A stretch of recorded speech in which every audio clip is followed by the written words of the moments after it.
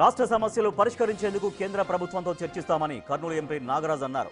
కూటమి ప్రభుత్వం ప్రజలకు ఇచ్చిన హామీలను ఒక్కొక్కటిగా నెరవేరుస్తుందని చెప్పారు ఆయన.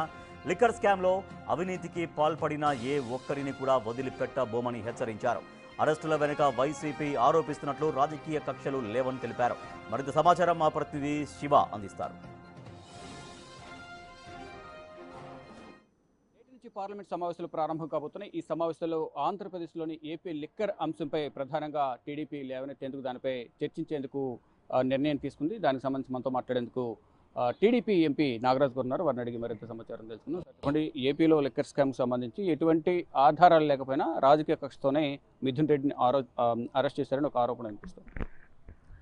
మీరు మీడియా పాత్రికలు ఒకసారి ఆలోచించాలి. ఎటువంటి ఆధారాలు లేకుండా మీరు పార్లమెంట్లో సమావేశం లేవనెత్తామని అనడం చాలా పెద్ద పొరపాటు. ఎందుకంటే వాళ్ళు చేసినటువంటి ఆర్థిక విధ్వంసం అంతా ఇంత కాదు. టోటల్గా 1 ఇయర్లో వాళ్ళ మీద విచారణ చేస్తామని చెప్పేసి ఎలక్షన్ల ముందు చెప్పడం జరిగింది. అందులో భాగంగా విచారణ చేయగా 3,500 కోట్లతో దాదాపు స్కామ్ బయటపడింది. ఆ స్కామ్లో భాగంగా రేపు నుండి ఛార్జ్ షీట్ కూడా ఫైల్ కాబోతుంది. అందులో భాగంగా 3,500 కోట్లలో కూడా ఎవరెవరు ఇమిడి ఉన్నారనేది మీకు అంతా క్లియర్ కట్గా బయటకు వచ్చేసింది. ఇంకా నిన్నటి వరకు అందరూ అగమ్యగోచరంలో ఉంటారు ప్రజలంతా. ఏం లిక్కర్ స్కామ్ అంటే ఏంది, అసలు ఏంది దీని చరిత్ర అని ఆధారాలతో సహా, వాళ్ళ ఫోన్ కాల్స్ డేటాతో సహా ఓరోరు 2,000 సార్లు 3,000 సార్లు ఫోన్ కాల్స్ సంభాషించుకునేట్టు కూడా లిస్ట్ అవుట్ చేసినారు కంప్లీట్గా సిట్ వాళ్ళు. అంటే మీరు ఒకసారి ఆలోచించాలా, రాష్ట్ర ప్రజల్ని ఆ మద్యం, నకిలీ మద్యాన్ని తాపి వాళ్ళ ఆరోగ్యంతో చిలగాటం ఆడుతూ ఇంత పెద్ద కుంభకోణాన్ని తెరలేపారు. దీంట్లో ఎవరెవరు పాత్రదారులు? జగన్మోహన్ రెడ్డి గారు కూడా ఉన్నారు దీంట్లో. ఆయనతో పాటు భారతిరెడ్డి గారు సిమెంట్ దాంట్లో కూడా one of the manager, Govindappa గారు కూడా వన్ ఆఫ్ ద అక్యూజ్. ఇంతమంది మేజర్ వాళ్ళంతా, పెద్ద వాళ్ళంతా దీంట్లో తలలన్నీ ఉన్నాయి, అన్నీ బయట పెట్టారుగా. దీని మీద పార్లమెంట్లో చర్చ జరగాల్సిన ఆవశ్యకత ఎంతైనా ఉంది. ఎందుకంటే 1000 కోట్ల స్కామ్ ఉన్నప్పుడే చర్చ జరిగింది మామూలుగా ఢిల్లీ లిక్కర్ మాఫియా విషయంలో. మరి ఈరోజు ఆంధ్రప్రదేశ్లో 3,500 కోట్ల ఉన్నప్పుడు చర్చ జరగడం తప్పే ఉంది. కాబట్టి మేము ఖచ్చితంగా దీన్ని పార్లమెంట్లో నిలదీస్తాం. దీన్ని వాళ్ళంతా దోషుల్ని కఠినంగా శిక్షించాల్సిందే ఎట్టి పరిస్థితులు అని చెప్పేసి మేమంతా కోరుకుంటున్నాం. పెద్దిరెడ్డి రామచంద్రారెడ్డికి చంద్రబాబు నాయుడుకి కక్షలు ఉన్నాయి. ఆ కక్షలో భాగంగానే ఇప్పుడు అతని కుమారుడిని అరెస్ట్ చేశారు అనేది ప్రధానంగా ఒక ఆరోపణ.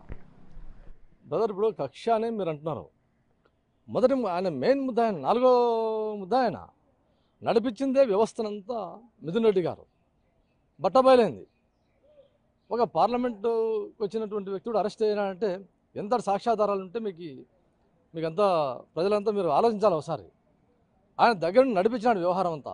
నెలకు 50 నుంచి 60 కోట్ల రూపాయలు, నెలకు 50 నుంచి 60 కోట్ల రూపాయలు, 5 సంవత్సరాల్లో 3,500 కోట్లు దాదాపు.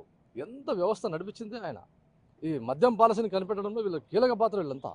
అందులో భాగంగా ఆయన అరెస్ట్ చేశారు. అంతేగాని మీకు ఆధారాలతో సహా క్లియర్ కట్గా వాళ్ళు ఎక్కడ కూర్చున్నారు, ఎక్కడ సంభాషించినారు, ఎక్కడ సమావేశాలు అయినారు, ఆ డబ్బంతా ఎక్కడి నుంచి ఎక్కడికి పోయింది, దాంట్లో ప్రతి దాంట్లో ఆయన పాత్ర ఉంది. కాబట్టి అందులో భాగంగా ఆయన అరెస్ట్ చేశారు. అంతేగాని మీరు కక్షపూరితమని ఎట్లా అంటారు దాన్ని? ఇచ్చిన హామీలు నెరవేర్చడం లేదు, ఆ హామీలు నెరవేర్చడం ప్రశ్నించినందుకు ప్రశ్నించిన వారిని అందరినీ కూడా ఒక్కొక్కరికి అరెస్ట్ చేస్తున్నారనేది మరొక విమర్శించేస్తుంది. బ్రదర్, ఒక మాట చెప్తా. మా మేనిఫెస్టో ఒక్కసారి మీరు కూడా మీడియా పత్రికలు ఒకసారి పేపర్ పట్టుకొని చదవండి ఒకసారి. మేము ఇచ్చినటువంటి అంటే అంశాల్లో ఒక 1 ఇయర్లో ఎంత భారీతం చేశామని మీరు చూడండి. ఏవి చేయలేదని మీరు అడగాల, ఏవి చేయలేదు అడగాలి. ఏముండే మాకు 2 గ్యాప్. రైతులకు వేసేటువంటిది, రైతులకు వెళ్ళినటువంటి 20,000 రూపాయల దాఖలాలు ఒకటి. అదేమి సెంట్రల్ గవర్నమెంట్ వేస్తేనే రేపు వేస్తామని చెప్పి మా ముఖ్యమంత్రి వాళ్ళు చెప్పడం జరిగింది. రెండవది బస్సుది. రేపు ఆగస్టు 15 డేట్ ఇచ్చేసినారు. ఆగస్టు 15 ఇచ్చే వరకు మీరు నిలబడాలి కదా. ఇంకా ఉచిత బస్సు తెలంగాణలో అయితేనేమి, అక్కడ కర్ణాటకలో అయితేనేమి, అక్కడ ఉన్నటువంటి లోపాలను అన్నింటిని స్టడీ చేసి మన ఆంధ్రప్రదేశ్లో ఒక ఆదర్శం కావాలి దేశానికి, ఉచిత బస్సు అంటూ పెడితే ఇట్లా పెట్టాలని అని చెప్పేసి అందులో భాగంగా ఆగస్టు 15 డేట్ ఇచ్చారు. మరి లిక్కర్ స్కామ్కి సంబంధించి మరిన్ని అరెస్టులు జరిగే అవకాశం ఉందా? ఇంకా ఎవరైనా ఉన్నారు అరెస్ట్? 100% జరుగుతాయి. ఇంకా ఎవరెవరు దీంట్లో ఇంకా పాత్రదారులలో స్టెప్ బై స్టెప్. ఎందుకంటే అరెస్ట్ల పర్వం అనేది ఒకసారి మొదలైన తర్వాత దాంట్లో ఎవరెవరు ఉన్నారో అని చెప్పేసి అందరూ దాంట్లో బాధితులందరూ దానికి అరెస్ట్ కావాల్సిందే. అవుతారా అనేది దీంట్లో సమస్య లేదు. ఖచ్చితంగా అరెస్ట్ అవుతారు. ఎవరెవరైనా దశల వారీగా ఎవరి పాత్ర ఎంత ఉంది, ఎవరి పాత్ర ఎంత ఉందంటే దాంట్లో భాగంగా దశల వారీగా ప్రతి ఒక్కరు అరెస్ట్ అవుతారు దీంట్లో.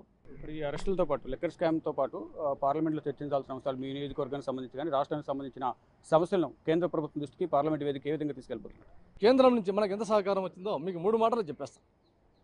ఏదైతే విశాఖ హక్కు, ఆంధ్రుల హక్కు అని మనం గగ్గోలు పెట్టామో అటువంటి దాన్ని ప్రైవేట్కి అమ్ముతామంటే మనం తెలుగుదేశం గవర్నమెంట్ కూటమి ప్రభుత్వం రాగానే ఆ కూటమిలో భాగస్వామ్యంలో భాగంగా కేంద్రం నుంచి మనకు 11,400 కోట్ల రూపాయలు మనకు ఆ ప్రాజెక్టుకి ఇచ్చి నిలబెట్టారు.